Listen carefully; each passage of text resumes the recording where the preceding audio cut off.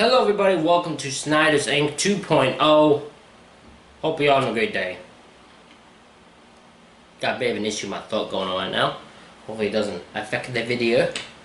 But we got a Mr. Ballen reaction video for you. Getting right into this. Top 3 places you can't go and people who went anyways, part 11. You all ready for this? I bet you are. Are you ready? Of course you're ready. Let's go. A more accurate title for this video could be The Worst Ways to Die. But before we get into today's stories, if you're a fan of the strange, dark, and mysterious delivered in story format, then you've come to the right channel because that's all we do, and we upload 3, 4, even 5 times every week. So if that's of interest to you, please go over to the like button's house and ask to play hide and go seek. When they are hiding, switch their regular coffee for decaf coffee, and then don't seek them, just leave. Also, please subscribe to our channel and turn on all notifications so you don't miss any of our weekly uploads. Alright, let's get into today's stories.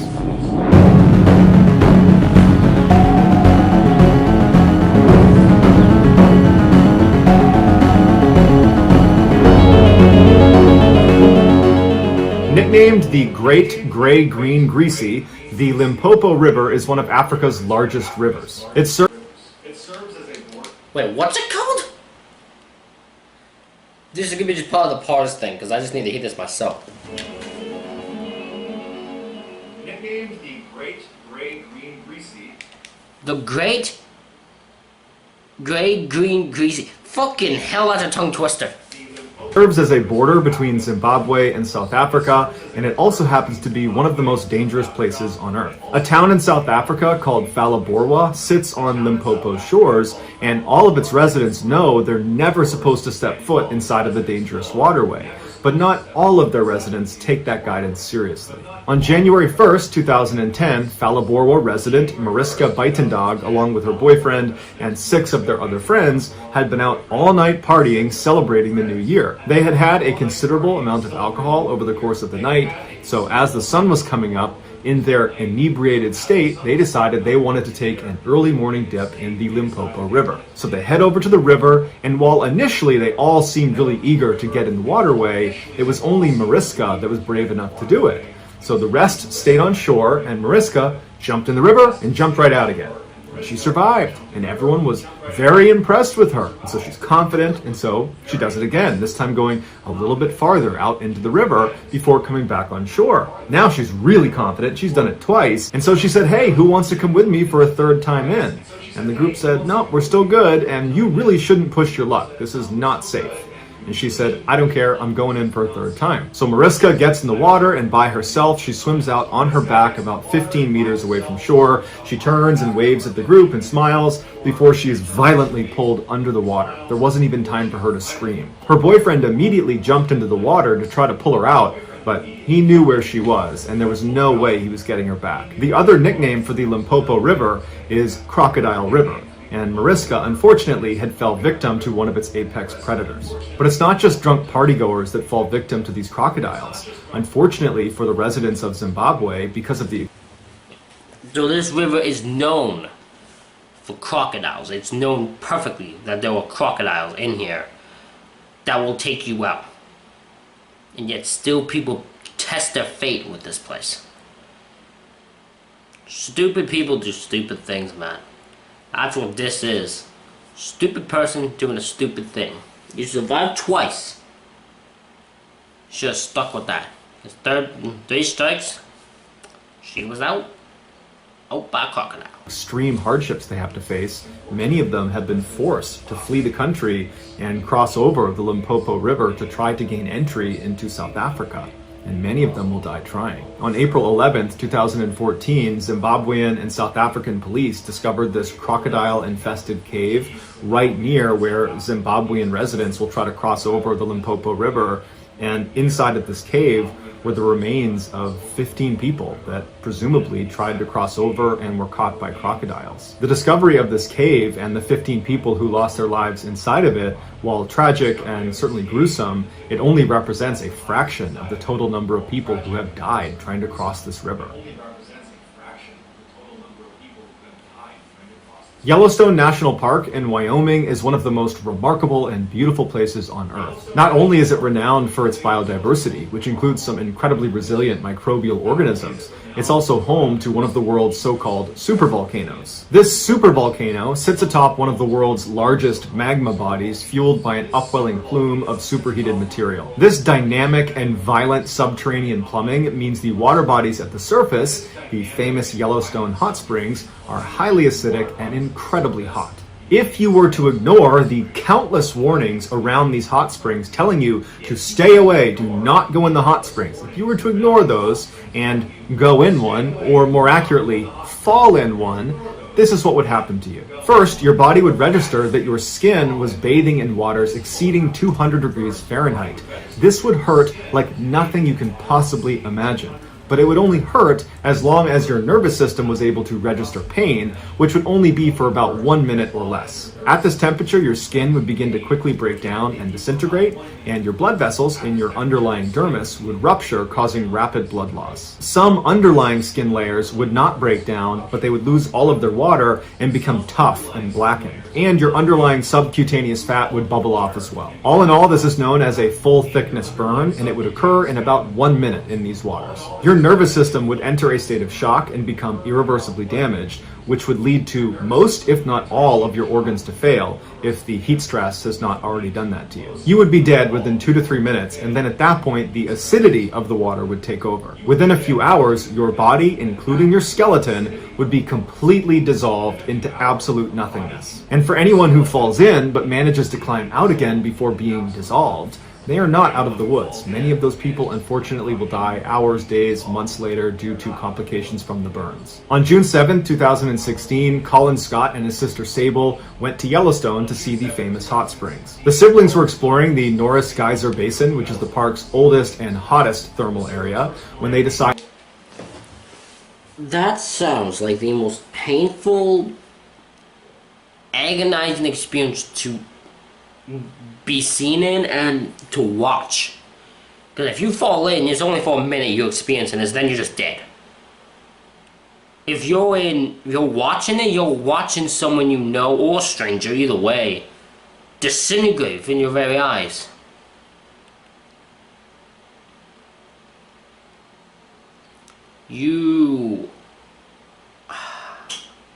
That is the most terrifying thing I have ever heard. That sounds like the most painful thing I've ever heard. Oh my god.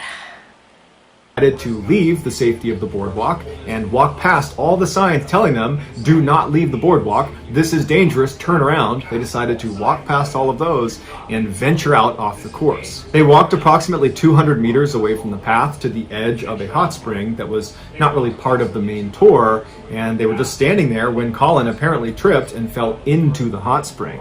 And his sister was just not able to do anything. She knew she couldn't go in after him, and he very quickly sunk below the surface and didn't come up again. She ran back to try to get help, but by the time they got back to the edge of the hot spring, he was gone. And in fact, the only thing they would find of Colin Scott was his flip-flops. Since 1890, Colin Scott, along with 21 other people, have died by falling into these hot springs.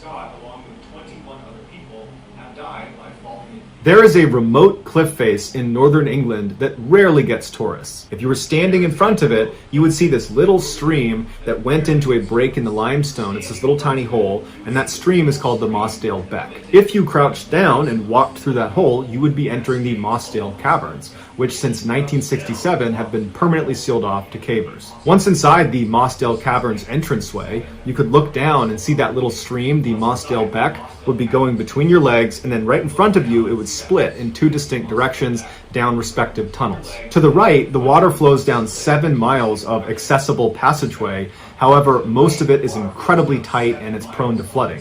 As a result, fewer people have seen the far reaches of the right side of Mossdale Cavern than have stepped on the moon. To the left, the water goes through these impenetrable rocks that no one has gotten past. In fact, no one knows what's beyond these rocks. However, scientists have determined the water that goes left at the entranceway will re-emerge 18 days later, 5 miles away, 900 feet lower, in a pool called the Black Keld. The massive tunnel system that we know exists but has yet to be explored that connects the entranceway to Black Keld is referred to as the missing link. You would think cavers from all over the world would be clamoring to get inside that accessible side, the right side of Mossdale Caverns, and try to find a secret access point back to the missing link, to be the first person to discover that, to stake your claim and say, that was me.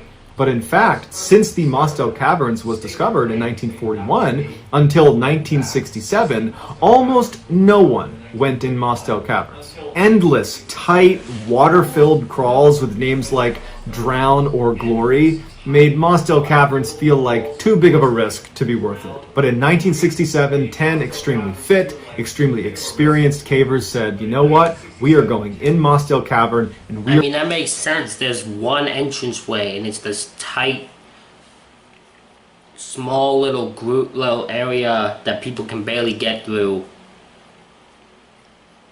It's not worth doing that just to stake your claim into something. The risk of death is too high. So, of course people aren't going to do it. They're not stupid.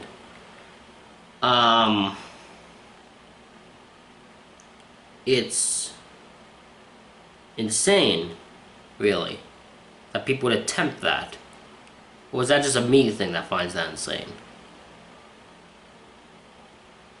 I'm not sure. It's just really, really, really, really, really insane to think anyone would try to go in that area.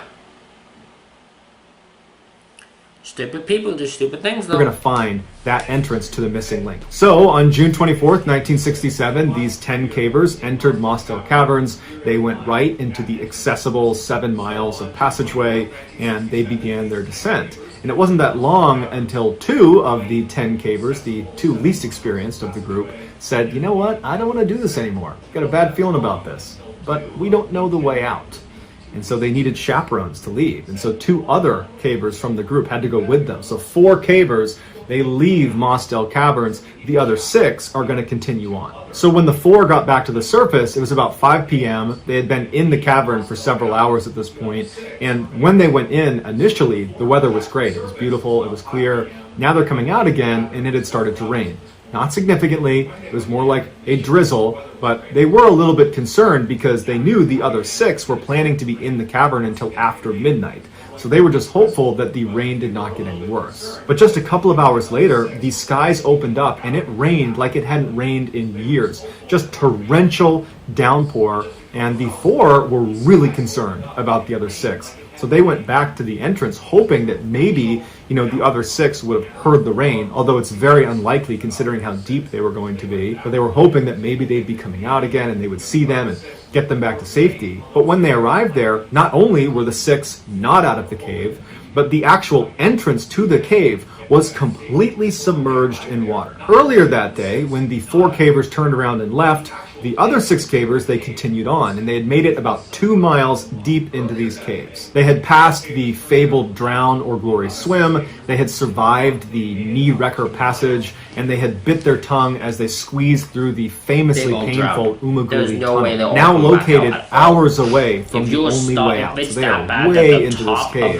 They were nearing the end of this distant section of the cave that they believed on the other end they would find this hidden entrance into the missing link. All they had to do was pass through the Far Marathon section, which is a 900-foot tunnel that is only 10 inches high, 2 feet wide, and you have to wriggle through on your stomach with your face pressed against a stream that runs through it. And it takes a very long time to get through it. It's incredibly claustrophobia-inducing. It's considered one of the most stressful things you can do in caving. But considering how experienced these cavers were and the fact that they had come down there specifically to get to this far point in the cave, you got to figure that their spirits were high. They were probably joking with each other as they're doing this awful thing. And then they made it about 3/4 of the way through this tunnel when someone must have noticed the distant rumbling sound and said, "Hey, what is that?" And as they sat there listening, trying to discern what the sound was, it must have dawned on them that their worst nightmare was about to come true. That was the sound of surging water. This tunnel is about to flood. They began crawling faster and faster down the marathon tunnel. Not only was it very difficult to move quickly inside of this very tight tunnel, but they also knew there was nowhere to go. They're 2 miles underground. They must have felt like the world of sunshine and fresh air was suddenly an eternity away. The oldest of the group was 26. The rest of them were all in their teens. United now by fear, the water came rushing in as they're all pinned inside of the Far Marathon Tunnel, and their face is already up against the river, and now this river is surging with water, and so they're all desperately trying to crawl through this flooding tunnel. And the leader of the group, the guy literally in the front, John Ogden, who was 26, he managed to get all the way through the Far Marathon Tunnel to the space where they anticipated finding that secret entrance into the missing link. That wasn't there, but he found above him there was a small fissure in the rocks. There was an air pocket, and he managed to get his head up into the space right as the water in the Far Marathon Cave completely submerged. So any of the cavers in there, they drowned inside of the Far Marathon. The bubble that he was in was a little bit bigger, and so some of the cavers managed to get in there, and they tried to clamber into this air pocket as well, but ultimately there was only enough room for one person, and John was the only one up there. And so as the water levels filled the room he was in up to his neck, everyone below John drowned. Now, we don't know if John literally kept other people from getting into this air pocket with him. All we know is it could only hold one person, and ultimately John was the one who was left inside of this crevice. But this air pocket was really just delaying the inevitable, because there wasn't very much air inside of it, and John's 2 miles below the surface. There is no way anyone is going to get to him in time. And so he ended up dying a couple days later, and when they found him, he was still in the air pocket trying to get one last breath. What I've not covered in this story that I would encourage you all to check out is there was this incredible effort to try to save these cavers before anyone knew they were deceased. There was this hope that maybe they found an air pocket and they were still alive. And so they basically created this artificial dam that was very precarious. The water could at any moment spill over, and it provided just enough drainage inside of this cavern for some of the best cavers in the world to go into the cavern to look for them. And so they went into this cavern knowing at any minute that makeshift dam on the surface could break, and they will 100% drown in here. No one's coming to get them. They had to crawl through the Far Marathon Tunnel all the way down at the bottom to get to the lost cavers.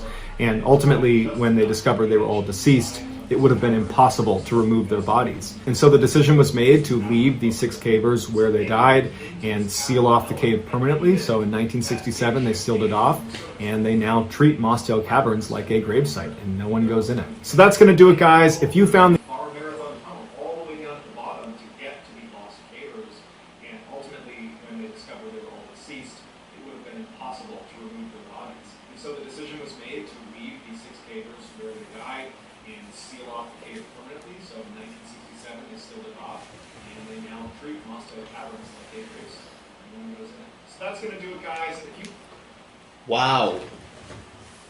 Those are insane stories. That last one was insane for the fact that 6 people got stuck in an area they were no way going to get out of.